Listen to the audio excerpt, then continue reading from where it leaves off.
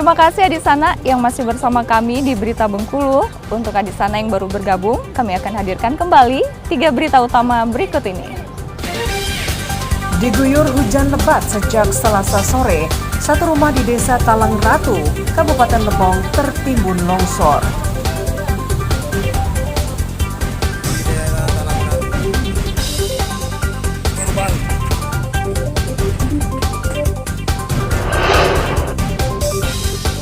Diduga korupsi 700 juta rupiah dana desa, Kades dan Bendahara Desa Arang Sapat Seluma ditetapkan jadi tersangka.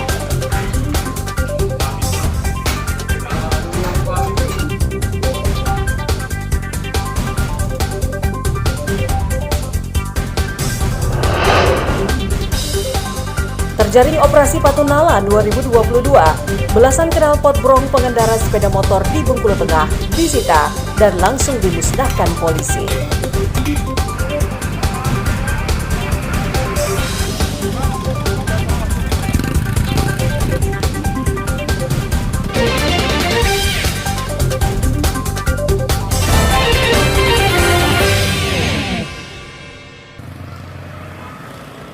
Memasuki hari ketiga operasi Patunala 2022, sedikitnya 8 lembar surat tilang dan 13 lembar surat teguran dikeluarkan, serta belasan knalpot brong atau knalpot yang tidak standar disita oleh Kepolisian Resort Bengkulu Tengah.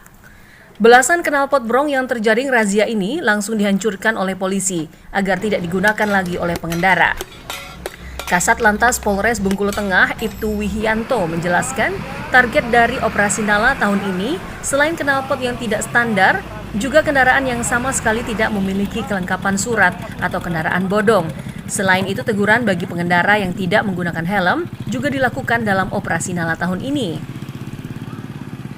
Jadi dapat diinformasikan operasi Patuh dimulai dari kemarin hari Senin tanggal 13 Juni 2022 dan hari ini memasuki hari kedua.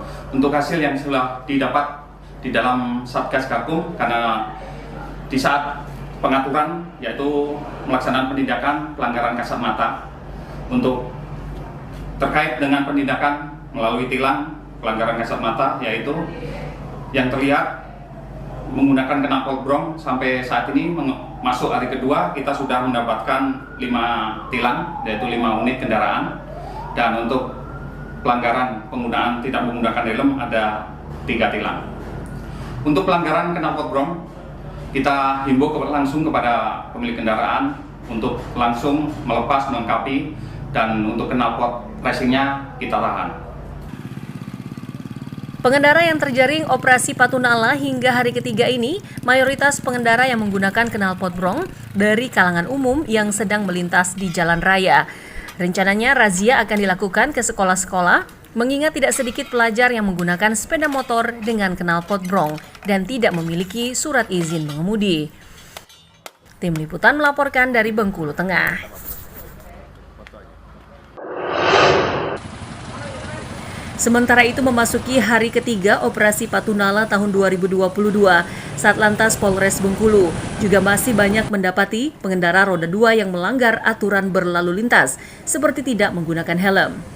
Pengendara yang melanggar itu tidak dikenai sanksi tilang, namun hanya diberikan teguran dan perjanjian untuk tidak mengulangi kesalahan yang sama. Kanit Regiden Satlantas Polres Bengkulu, Ibda Arif mengatakan, sasaran operasi kali ini hanya peneguran. Petugas tidak memberikan penindakan tilang terhadap pengendara yang melanggar. Terima kasih. Jadi dalam operasi Patuh tahun 2022, adapun sasaran kami yaitu teguran. Dalam hal ini kendaraan yang mungkin pada saat kami hunting nanti kami temukan tidak mematuhi aturan berkendara. Dalam hal ini tidak memakai helm, tidak memakai sabuk pengaman atau safety belt, dan tentunya yang bersifat fatalitasnya laka lantas. Untuk hunting sendiri kita hanya melaksanakan peneguran saja. Iya, untuk sementara kita hanya mengingatkan mereka untuk ke depan mungkin supaya mereka taat dalam aturan berkendara. Kita mengingatkan, dan apabila memang dia tidak memakai helm, sifatnya kita tunggu untuk dia mengambil helm dulu di rumah. Setelah dia lengkap, baru kita perbolehkan untuk melanjuti. Selain itu, petugas Satlantas Polres Bengkulu juga memberikan himbauan ke sekolah-sekolah di Kota Bengkulu untuk memberikan peringatan kepada seluruh pelajar agar tidak menggunakan kendaraan jika masih di bawah umur. Dwinka melaporkan dari Kota Bengkulu.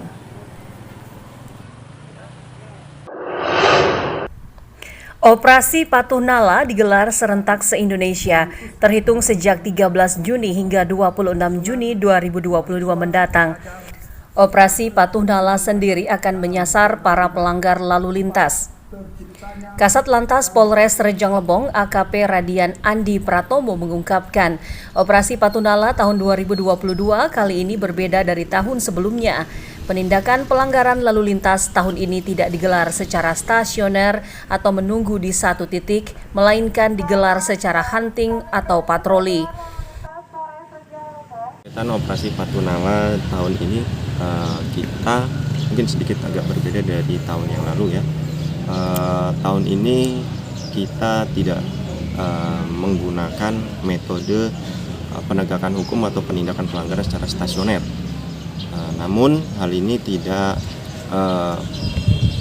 menyurutkan ya, tidak menyurutkan kegiatan kami untuk tetap melakukan penindakan pelanggaran kepada para pelanggar-pelanggar yang memang secara kasat mata nampak.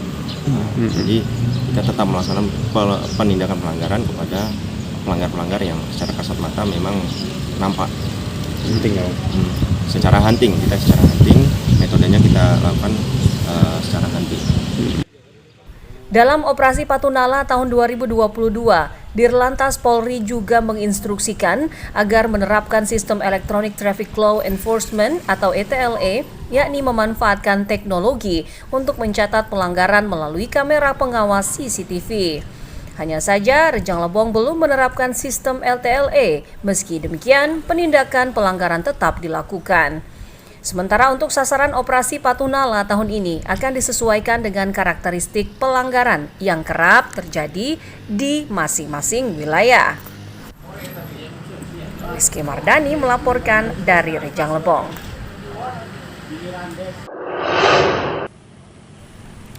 Kurangnya kesadaran masyarakat akan keselamatan berlalu lintas membuat angka pelanggaran yang dicatat oleh Direktorat Lalu Lintas Polda Bengkulu masih terbilang tinggi dan bahkan puluhan ribu pelanggar terekam kamera ETLE. Wakil Direktur Dirlantas Polda Bengkulu AKBP Dedi Nata mengatakan, sejak diberlakukannya Electronic Traffic Law Enforcement ETLE hingga Juni 2022, tercatat sebanyak 38.000 lebih pengendara baik roda 2 maupun roda 4 yang melanggar lalu lintas. Pelanggaran yang dilakukan oleh para pengendara itu bervariasi, seperti tidak menggunakan helm, tidak menggunakan safety belt atau sabuk pengaman, dan bermain ponsel saat berkendara. Dari data itu, sedikitnya ada 20 kendaraan yang tervalidasi setiap harinya. Validasi itu meliputi pelanggaran yang dilakukan pengendara terekam oleh kamera ETLE dan identitas kendaraan yang terdata oleh sistem. Terdata sekitar 38.000 lebih pelanggaran yang tervalidasi atau tercapture oleh kamera CCTV ETLE yang ada di Simpang Polda Bengkulu ini.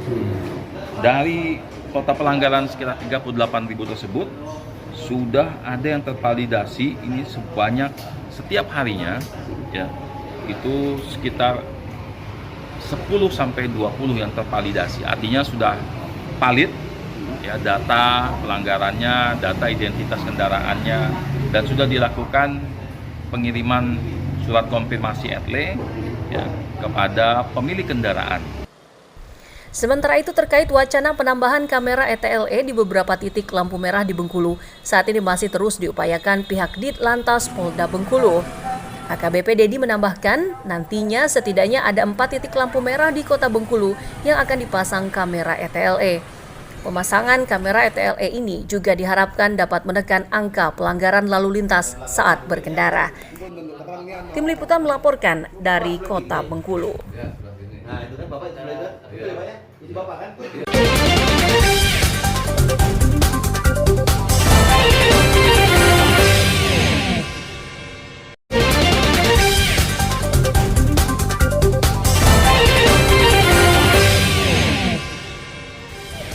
Terima kasih Adisana yang masih bersama kami di Berita Bengkulu. Untuk Adisana yang baru bergabung,